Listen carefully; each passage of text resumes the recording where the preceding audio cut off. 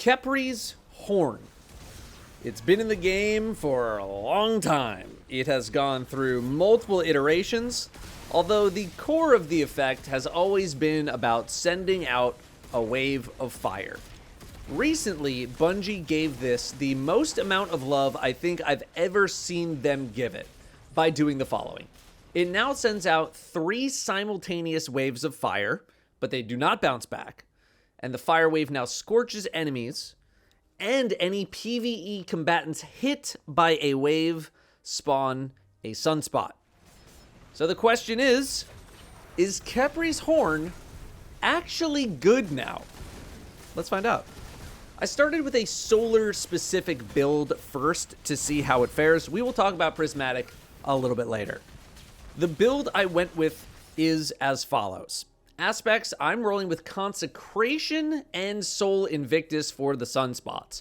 I realize that Soul Invictus and Roaring Flames tend to go hand in hand, but Roaring Flames does not trigger with a kill from the Khepri's Horn barrier flame wave. It is only supers, grenades, and melees that are going to boost you, but this boost also does not apply to Khepri's, which is why I opted for Consecration instead. You could potentially go without Soul Invictus, but if we are making some sunspots, I think we lean into sunspots. But it's your choice. I went with Rally Barricade over Towering, as Rally has a much shorter cooldown, and we are using our class ability for damage out here, not really the protection. I don't think there's anything wrong with using Towering if you are okay with the drastically extended cooldown, which I was not. Fragments I kept simple. 2 of them dedicated to keeping up Radiant and Restoration on me in Ember of Solace and Torches, and 2 for Scorch effects in Ember of Singeing and Ashes. Gives us a nice mix of survivability, ability regen, and damage. Ashes should be able to ignite basically everything that gets hit with a Khepri's Flame Wave. I tried going full into Scorch and Ignition, but I think the utility of Radiant and Resto might just be too good to pass up. Singeing and Ashes felt like they were doing enough, but feel free to experiment on your own. Stats-wise, I opted to boost my strength for Consecrations while keeping recovery somewhat in the middle because we should have Restoration helping out quite a lot. 100 Resilience is an obvious choice considering our build revolves around class ability usage.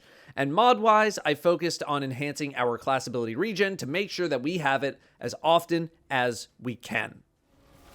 The very first experience I had with this setup was loading into the Nether and having my first encounter be against 1 Tormentor, 1 Unstoppable Champion, and every other enemy being a Grim. And I don't know if you know this about Grim, but they fly. They fly now! In the air, which is not on the ground. And Khepri's is not tall enough to hit these enemies when they are flying at an average height. And Tormentors also really don't care about this build at all. So if you are going to play with this setup in the Nether, you just need to realize that about half of the enemies in that place will completely avoid everything about this build. Like, your build is almost worthless against Grim. Now, if you happen to get some sections that allow for more free use of the build, then I would say it is adept, dare I say, potent. You can drop tons and tons of barricades. You should be getting quite a healthy amount, assuming you're actually hitting stuff with the Flame Wave. On Expert, the first 2 waves are typically much easier, and thus Khepri's was killing many low-tier enemies and creating many sunspots, in addition to triggering some ignitions. The sunspots then end up compounding on each other, supplying more class ability energy, which makes more sunspots. Because of your class ability, you get it.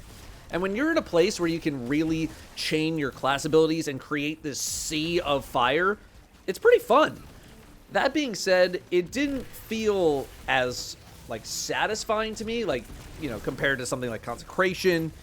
Dropping your class ability isn't a very visceral feeling in the game. It's a defensive tool, but now it's creating offense.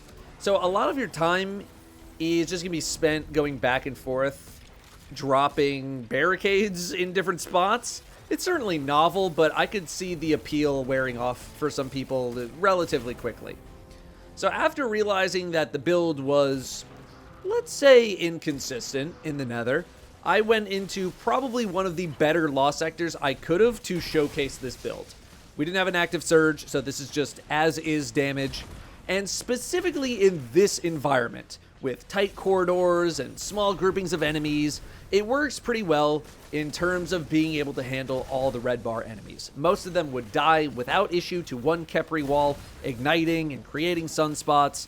I would say that something that did take some getting used to was planting your barricade and then running around to actually touch sunspots. It's very easy to just want to sit behind your barricade because that's what we've been conditioned to do with a barricade. But unless there is a sunspot directly on it, you need to remember to move. You plant the ability and then you move. The wall is to deploy the attack. You can sit behind it, but then you're like missing out on the restoration and the ability regen if there's not a sunspot near you. I mentioned the tight corridors because one of Khepri's weak points to me is that the flame wave really doesn't go that far. There were quite a few times in other activities or missions where I dropped my barricade and I watched the flames just die off before even hitting a target. So you are going to need to get relatively close to enemies in order to make sure that the wave is actually going to hit them, which is not always the most reasonable request, at least in very endgame content like Master and higher. While the Lost Sector that I got to showcase was pretty good for this, places with wider spaces, maybe you're outside or something like that, those are just going to be not as good because it felt like you have to do so much running around to get this flame wave off when you could just pop a couple of machine gun shots or something and just be done with it. Another thing to realize is that you should be getting your barricade back very regularly. So you shouldn't focus too hard on trying to get the perfect wall every time. You might see me put in some extra effort into getting those kinds of walls in this gameplay, but that's not always smart or feasible. In the majority of content in the game, I would say just let those walls rip, because as long as you hit one or two enemies, you should get the wall back pretty quickly, plus the ignition that will follow should help clean things up nearby. Now, Prismatic. I haven't mentioned Spirit of the Horn at all because I don't have any class items with Spirit of the Horn. Like, why would I? And of the 6 class items that I have gotten, only 2 of them had Horn, even though I set priority to Horn, and they were both bad. But you could just use Khepri's on Prismatic, straight up. You still get the Soul Invictus buff and restoration from entering a sunspot. That's pretty nice. I literally took the base Consecration build that one would normally use for Prismatic Titan, and I just swapped on Khepri's with a couple of fragment swaps, specifically Facet of Hope, to make up for the lost class ability regen.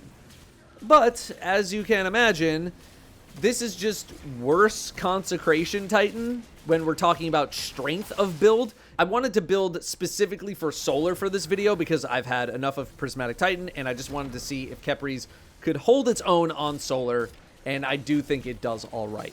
If you are going to hunt down an exotic class item with Spirit of the Horn, you could and probably should do Inmost Light to just juice up your other abilities and give more regen speed to your barricade so that you're never waiting around on it. Maybe you could do Hoarfrost to try to benefit from both parts of Facet of Ruin, plus it's also just kind of a novelty. Eternal Warrior is a bit more basic, but it's at least an option. In terms of Prismatic versus Solar, both offer a slightly different experience, but overall, the experience is going to be drop a barricade in a good spot and hope some things die. All in all, Khepri's Horn is what I would deem usable.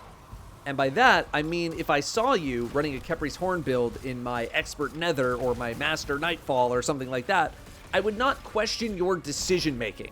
Is it the best build ever? No. But is it a slightly novel concept that is somewhat proficient at what it does? I think so. Like, when was the last time you actually used Khepri's Horn with any sort of seriousness? Just make sure you're using it in places that actually make some amount of sense, and I think you'll be fine. It's pretty fun. Good luck with the fashion, though. I hope you have the ornament for it. Thanks very much for watching. I'll see you next time.